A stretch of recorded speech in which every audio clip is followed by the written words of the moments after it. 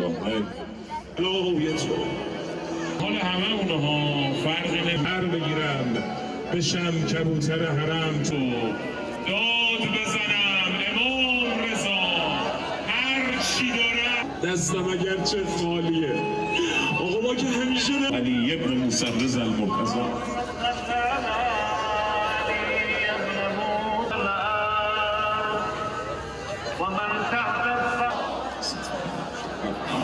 بیش از 40 سال است که بارانی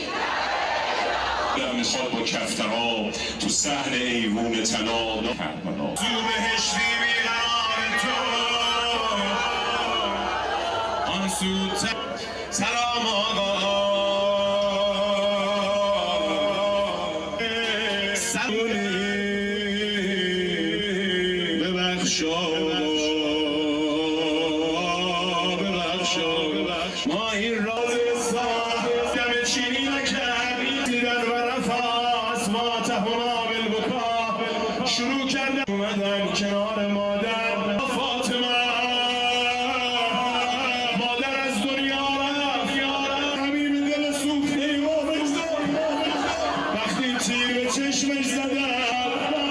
اینجا صدا زد یا خواهد یا خاک یا امام رضا برون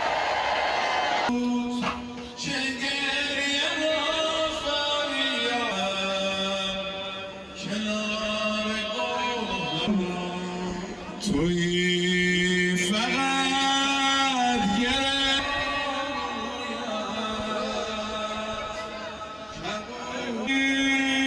میدونی وقتی زینب اومد چیکار کردن بدن پای یمن شبیه خواهرها با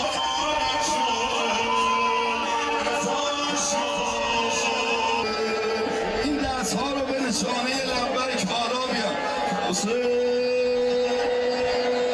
هر شهیدی وشی خانوادش میانم اهل را لشکرم